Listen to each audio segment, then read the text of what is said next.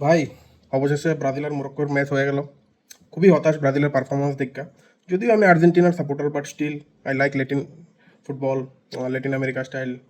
Latin আমেরিকার যে টিমগুলো আছে যেমন ব্রাজিল, উরুগুয়ে, আমি চাই ভালো খেলতো, কারণ তারা যে একটা ফুটবল খেলে, আগে খেলতো, এটা আমরা দেখেছি ছোটোবেলার থেকে। রোনাল্ডো, কাকারা, রোনাল্ডিনো, ওদের যে ফুটবলের একটা শিল্পসত্তা ছিল, ওটা আমরা ফ্যান ছিলাম, বিশেষ করে বাঙালিরা। ব্রাজিল আর আর্জেন্টিনা দুটোটাকেই ভালো লাগে। আর্জেন্টিনা তো আমার জান, but still I like Brazil. তো যা দেখলাম ভাই, একদমই ফালতু খেললো ব্রাজিল। ডিসঅ্যাপয়েন্টেড, হতাশ। এই টিমটা বুঝতে পারছি একটা ট্রানজিশনের মধ্যে যাইতেছে। কার্লোস আনসেলত্তির মতো কোচ, সে ভাগা কোচ ভাই, ভাগা কোচ।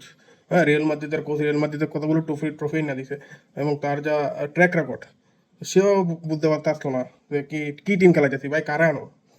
মাঝ মাঠে তো একদমই বাজে অবস্থা, যা বলতেছি, কোনো ক্রিয়েটিভিটি নাই এদের।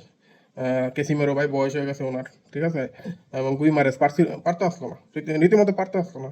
যে মরক্কোর যে মানে তরুণ তুর্কি তরুণ তুর্কি, বিশেষ করে 18 বছরের যে আইউবি, সরি, বোদাই, আইউবি, ভুলে গেছি, বোদ্দাই, যাই হোক, উচ্চারণ না হইতে পারে, বাট বুঝতেছো কার কথা বলেছি। 18 বছর, কি অসাধারণ খেললো ভাই, কি পাস, কি তার থ্রো। মরক্কো তো প্রথম ফার্স্ট হাফ তো পুরো আগের মতো দৌড়াইছে, প্রায় ছিনা নিতে আসলো ব্রাজিল থেকে। পারতে আসতো না ব্রাজিলের মিডফিল্ড। তারপর একটা টেকটিক্যাল চেঞ্জ করলো আনচেলত্তি সেকেন্ড হাফে। কেসিমেরোর উঠাই নিল। কেসিমেরোর ডেনিলোরে নামাইলো, ফাবিয়ানো আইলো রজার ইবানেজের বদলে। 62 মিনিটে পাকেতার দ্বারা হয়তো আসতো না। পাকিয়েতা মিডফিল্ডে একটা একটা সেই যে মানে একটা ব্রাজিলের যে একটা আক্রমণ, মিডফিল্ডে একটা ফাঁকা ফাঁকা লাগতে আসলো। সেই টেকটিক্যাল চেঞ্জে রাফিনারে একটু স্পেস দেওয়ার চেষ্টা করছে, এবং যাই হোক, প্রথম যে গোলটা দিল ব্রাজিলের, মানে সমতা ফিরাইলো বিনি জুনিয়র, সেটা একটা দৃষ্টিনন্দন গোল ছিল বটে, বাট এছাড়া আর কিছুই নাই। সেকেন্ড হাফে ওরা তবুও চেষ্টা করছিল, কিন্তু চেষ্টা করতে আসলো, পারতে আসলো না, কারণ ফিনিশার নাই ভাই, প্রপার নাম্বার 9 নাই, সে রোনাল্ডো। হ্যাঁ, যে বড় রোনাল্ডো, আমরা দেখে আইসি রোনাল্ডোর ফিনিশিং। রিভাল্ডো সেরকম, রিভাল্ডোর মতো নাই কেউ, এখন টিমটার কেউ নাই, ফিনিশার নাই, মিডফিল্ড নাই, ফিনিশার নাই। তাই তো আমার তো মনে করতো আসলে নেইমারে নামাই দাও ভাই, সে ভাঙ্গা পাইবার থেকে ভালো খেলতে হইলে। ঠিক আছে, চোট আছে, বাট নেইমারে নামাই দাও পারলে। ব্রাজিলের কিন্তু সামনে বহুত রিস্ক আছে ভাই, কইতাছি। আমি আর্জেন্টিনার fan, but still I think ব্রাজিলের সামনের দিকে। হ্যাঁ, ঠিক আছে, প্রথম ম্যাচ জিততে গেছে গ্রুপ সি, আরে সরি, ড্র হয়ে গেছে ফার্স্ট ম্যাচ। নেক্সট দুইটা ম্যাচ হাইতির সাথে জিতবো। হাইতি এত একটা ভালো টিম নয়। স্কটল্যান্ডের সাথে কিন্তু আবার আটকাতে পারে ভাই, স্কটল্যান্ডও একটু শক্ত টিম। হ্যাঁ, এরপরে নেক্সট ধাপে, সেই ধাপে, যে পরের ধাপের আপনার কি বলে নকআউট ম্যাচগুলো হইব, সেগুলো কিন্তু এরকম পারফরমেন্স থাকলে ব্রাজিল কিন্তু হেরে দেবে, ব্রাজিল কিন্তু যাইতে পারবে না, আটকে দেবো। বড় দূর কোয়ার্টার ফাইনালে ভাই ছাড়বো না, স্পেন, ফ্রান্স, আর্জেন্টিনা ছাড়বো না ভাই, ইংল্যান্ড বলুন, নেদারল্যান্ড, ভালো ভালো টিম পর্ব সামনের দিকে, ছাড়বো না এদেরকে। তো তাড়াতাড়ি ব্রাজিলের যে আহ, মাঝমাঠ, স্পেশালি মাঝমাঠের ফিনিশিং লাইনে বহুত কাজ করা বাকি। সামঞ্জস্য রেখে তারা প্ল্যানিং স্ট্র্যাটেজি বলুন, ঠিক করে নতুন করে সাজাই দিব, কী করে আরও সামনের দিকে টাইট ম্যাচগুলোর জন্য তৈরি হয়ে যাবে এখন থেকে। আর একটা কথা আমার যেটা মনে হচ্ছে, ব্রাজিলের প্লেয়ারগুলোর মধ্যে প্রথমত ক্লাস নাই, সে আগের ক্লাসটা মিসিং আছে, ঠিক আছে। স্কিল ওয়াইজ বলুন, ক্লাস ওয়াইজ বলুন, একটু পিছনে দিকে এখনকার প্লেয়ারগুলো। আর এখনকার আগের যে ইউরোপের লিগগুলো, স্প্যানিশ লিগ বলুন, স্পেশালি লা লিগা, ইপিএল বলুন, সে দাবাই তো ব্রাজিলিয়ান একটা দবদবা ছিল, ঠিক আছে, ব্রাজিলিয়ান স্ট্রাইকার, ব্রাজিলিয়ান মিডফিল্ড। এখন কিন্তু সেই জিনিসটা নাই, কমে গেছে, যে কারণে ব্রাজিলের ম্যাক্সিমাম প্লেয়ার হয়তো নিজের দেশে খেলে, লিগ খেলে, আদারওয়াইজ ছোটো ছোটো ক্লাবে খেলে, ইউরোপের ছোটো ছোটো ক্লাবগুলো। যে কারণে একটা স্কিলের দিক দিয়ে একটা ফারাক দেখা যাচ্ছে।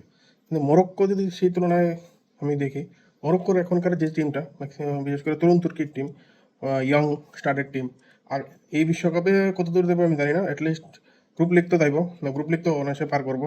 কোয়ার্টার ফাইনালও খেলতে পারে, কোয়ার্টার ফাইনাল অবধি খেলতে পারে, semifinal I think little bit tough আছে, বাট এনিও যাইতে পারে, চান্স আছে।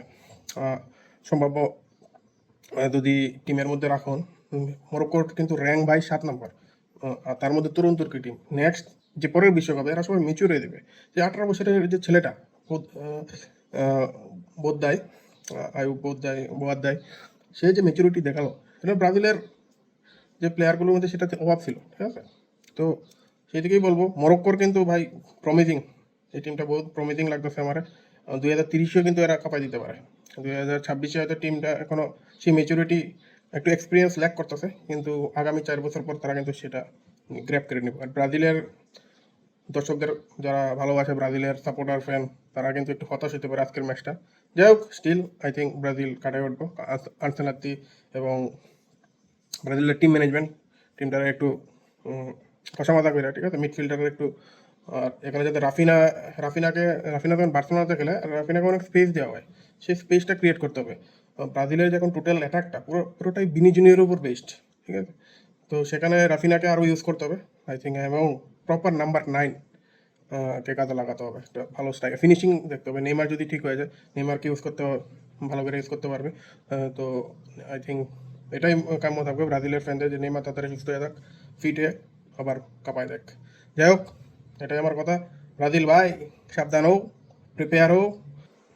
পরিসংখ্যানের দিক দিয়ে যদি লক্ষ্য করে থাকেন, তাহলে ব্রাজিলের টোটাল বল পার্সেন্টেজ ছিল 48% বল কন্ট্রোল, এবং ছিল 45% মরক্কোর, ঠিক আছে। ওরা পাস কমপ্লিট করেছে, ব্রাজিল করেছে 457টা, ওরা করেছে 433টা। গোল অন অ্যাটেম্পটে ছিল 13টা ব্রাজিলের, মরক্কো ছিল 14টা, ঠিক আছে। গোল অন অ্যাটেম্পট অন টার্গেটে ছিল 5টা ব্রাজিলের, 4টা ছিল মরক্কোর, ঠিক আছে। আর বল রিকভারি টাইম লেগেছে ব্রাজিলের 16 সেকেন্ড, আর মরক্কোর ছিল 15 সেকেন্ড। তো তুলনামূলক একদম কিন্তু ব্রাজিলের সাথে একদম সমান তালে তালে। কিছু জায়গায় বল রিকভারির দিকে যদি লক্ষ্য করুন, মরক্কো এগিয়েছিল। তো মরক্কোর যে মাঝমাঠ, সেটা কন্ট্রোল করার ক্ষমতা কেসিমেরো, গুইমারেজার ক্ষমতায় ছিল না, পারতে আসতো না। তাদের যে তরুণ তুর্কি যে ফোর্সটা দিচ্ছিল বারবার, আক্রমণ প্রতি আক্রমণে, কাউন্টার অ্যাটাক বলুন, এগিয়ে যাচ্ছিলো, সেটা সামলাতে পারতো না। তো এই দিকটা লক্ষ্য রাখতে হবে। ওভারঅল ম্যাচটা যদি দেখি আমরা, তাহলে ব্রাজিলের যে যে পয়েন্টই বললাম, এটা কিন্তু খুব মাথায় রাখতে হবে। সো বি কেয়ারফুল ব্রাজিলের ফ্যান, খুব একটা ভালো খবর না। Bye guys.